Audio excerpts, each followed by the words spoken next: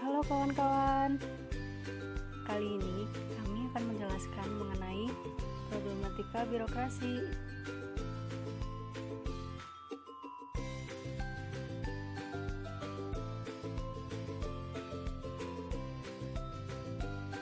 Sebelumnya, perkenalkan anggota kelompok kami. Yang pertama, Putri Ayu Lestari. Yang kedua, Isnaul Umi Mufaroha. Yang terakhir, ada Siva Nahara Ulia.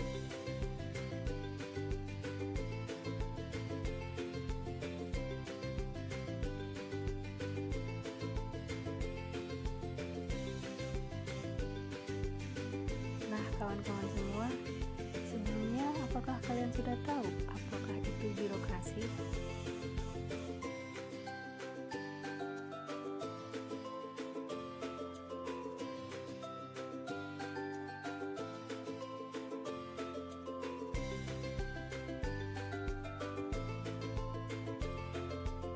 Birokrasi sendiri itu merupakan alat pemerintah yang dapat mempermudah pelayanan kepada masyarakat. Dengan birokrasi, pelayanan dapat dilakukan lebih mudah sekaligus memuaskan masyarakat.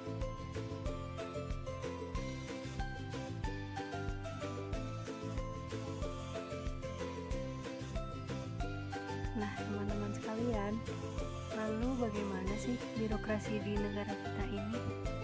Apakah kalian tahu?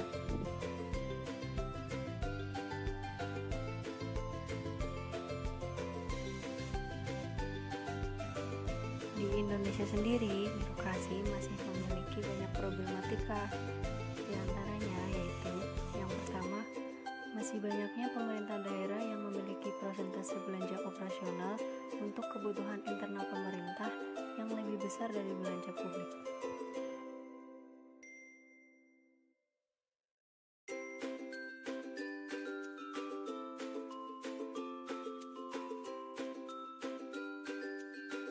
Kondisi seperti ini sangat membatasi bagi pemerintah daerah untuk dapat memberikan pelayanan yang baik kepada publik. Akibatnya, pemerintah daerah hanya sibuk dengan urusan internal sehingga urusan pelayanan kepada publik menjadi terabaikan.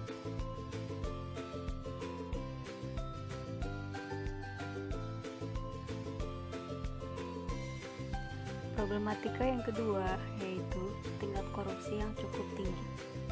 Hal ini terlihat dari adanya sejumlah kepala daerah yang ditangkap KPK melalui operasi tangkap tangan atau OTT akhir-akhir ini.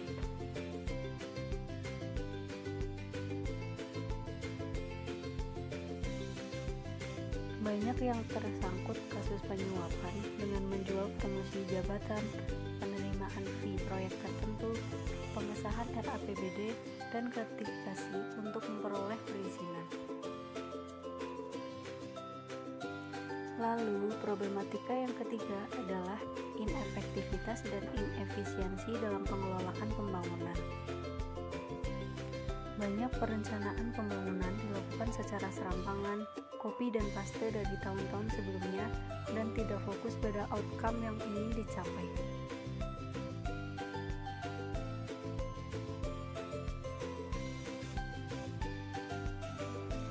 Kegiatan sengaja diajukan hanya untuk memperoleh tambahan penghasilan atau memberikan keuntungan pribadi yang diajukan dengan biaya yang jauh lebih besar dari harga pasar. Akibatnya, banyak anggaran pembangunan yang digunakan tetapi tidak tepat sasaran dan boros.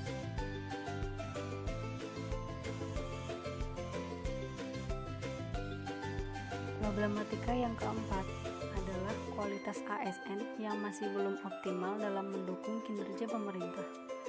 Dari segi kuantitas, sebenarnya jumlahnya sudah cukup untuk melaksanakan tugas penyelenggaraan pemerintahan. Tetapi dari sisi kualitasnya yang mayoritas adalah PNS golongan 2 ke bawah, maka tidak mudah untuk diandalkan menjadi birokrasi yang berkualitas.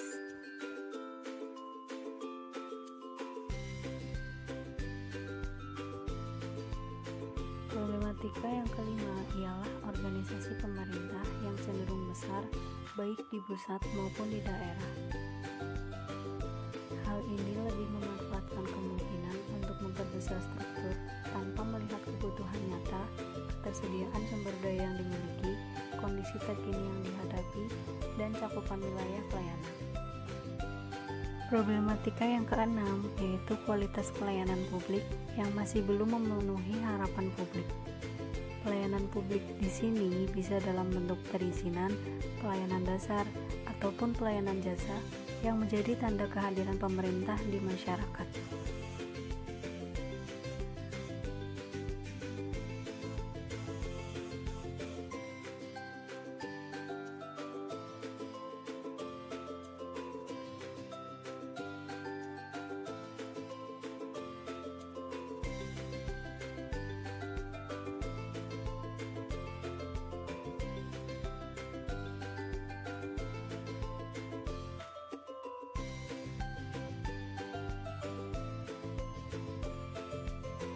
Meskipun belakangan ini sudah banyak terjadi perbaikan dan inovasi, semakin maju tingkat kehidupan masyarakat, maka semakin kritis dan semakin tinggi pula selera kebutuhan pelayanan publik yang berkualitas.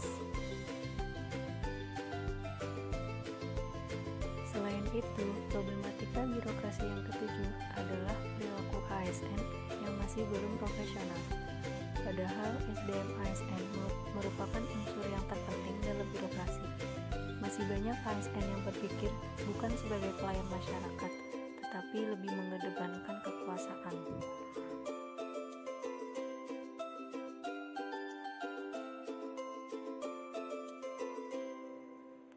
Semua penyakit birokrasi harus segera diobati untuk mewujudkan pemerintahan yang lebih baik. Lalu bagaimana sih cara mengatasi problematika birokrasi ini? Cara yang pertama yaitu memperbaiki manajemen kinerja, di mana program dan kegiatan harus benar-benar dirancang untuk menghasilkan outcome yang tepat sehingga dapat meningkatkan efektivitas dan efisiensi pembangunan.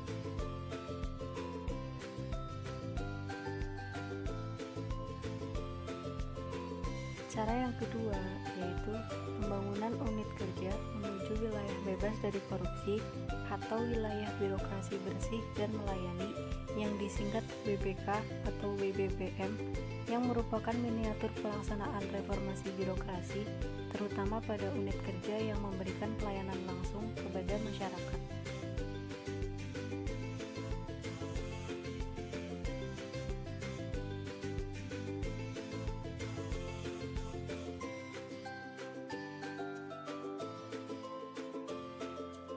Cara yang ketiga adalah melakukan penyederhanaan organisasi pemerintah.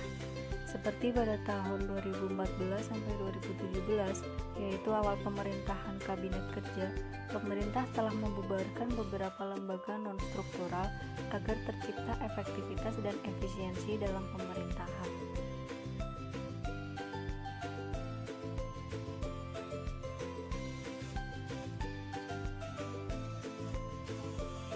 Cara yang keempat yaitu mempercepat penerapan sistem pemerintahan berbasis elektronik atau e-government secara terintegrasi. Hal ini perlu dilakukan mengingat pengembangan e-government perlu dilakukan oleh setiap instansi sesuai kebutuhan masing-masing. Selama tahun 2013 sampai 2015, pemerintah sudah mengeluarkan total belanja aplikasi sebesar 65%, yang merupakan pemborosan, dan untuk pengembangan e-government hanya dialokasikan sebesar 30%.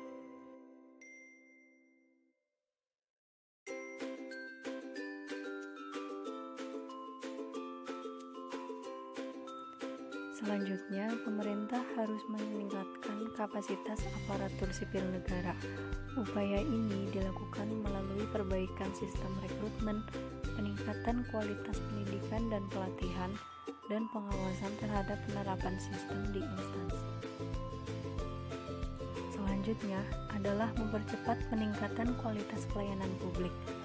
Perlu adanya terobosan-terobosan di bidang penyelenggaraan pelayanan dan cara-cara baru agar birokrasi Indonesia menjadi lebih baik. Dan yang terakhir, harapan untuk birokrasi Indonesia yaitu seperti yang kita tahu, birokrasi di Indonesia masih memiliki beberapa permasalahan. Sebagai warga negara, kami berharap semoga semoga pemerintah mampu memperbaiki kualitas birokrasi di Indonesia demi terwujudnya birokrasi Indonesia yang lebih maju dan berkualitas.